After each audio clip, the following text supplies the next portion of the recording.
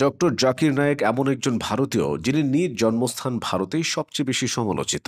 জাকির নায়েক বিতর্কের মুখে পড়ে ২০১৬ সালে ভারত ছাড়তে বাধ্য হন। রাজনৈতিক বিশ্লেষকরা মনে করেন জাকির নায়েকের ভারত ছাড়ার পেছনে ছিল খোদ বিজেপি সরকার। ২০১৬ সালের ১ জুলাই তিনি ভারত ছেড়ে মালয়েশিয়া চলে যান। জাকির নায়েক কেন এবং কিভাবে ভারত ছেড়েছিলেন তা জেনে নেওয়া যাক। মুম্বাইয়ে এক ডাক্তার পরিবারে জাকির নায়েকের জন্ম।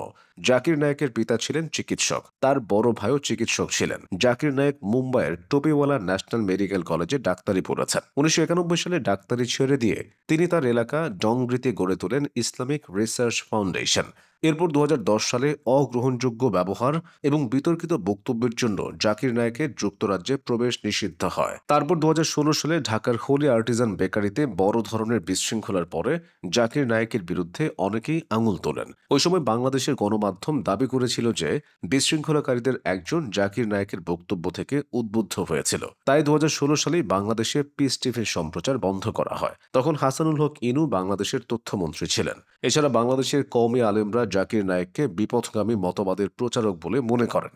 বাংলাদেশ ও ভারতে কোণঠাসা হয়ে পড়া জাকির নায়েক মালয়েশিয়ায় আশ্রয় চাইলে তৎকালীন নাজিব রাজাক সরকার তাকে স্থায়ীভাবে বসবাসের অনুমতি দেয়। পরের বছর অর্থাৎ ২০১৭ সালে তিনি সৌদি আরবের নাগরিকত্ব পান। তবে ২০১৮ সালের জুলাইতে জাকির নায়েকের মালয়েশিয়া থেকে ভারতে ফেরা নিয়ে নানা গুঞ্জন শুরু হয়। তবে জাকির নায়েক তখন ভারতকে অনিরাপদ উল্লেখ করে সেই গুঞ্জন উড়িয়ে দেন। এরপর ২০১৯ সালের মে মাসে ভারত জাকির নায়েকের বিরুদ্ধে অর্থ পাচারের অভিযোগ আনে। মুম্বাইয়ের একটি আদালতে তার বিরুদ্ধে আর্থিক অপরাধের অভিযোগ আনা হয়। দাবি করা হয় নিয়মের বাইরে গিয়ে তিনি লক্ষাধিক ডলার আয় করেছেন।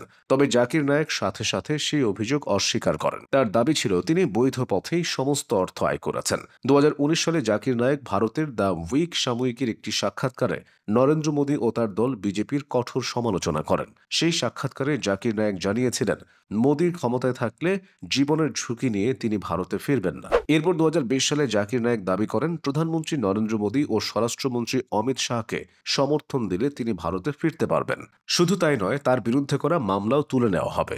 কিন্তু তিনি এই প্রস্তাবে রাজি হননি। নিজের ফেসবুক পেজে জাকির নায়েক এমন দাবি করেন। বক্তৃতার পাশাপাশি জাকির নায়েক তার পিস টিভির কারণেও অনেক পরিচিত। বাংলাদেশ ও ভারতে পিস টিভির সম্প্রচার নিষিদ্ধ হলেও বিশ্বব্যাপী এই চ্যানেলের ২০ কোটি দর্শক রয়েছে। জাকির নায়েক বিভিন্ন সময়ে বিভিন্ন দেশে বিভিন্ন বিষয়ে বক্তব্য রেখেছেন।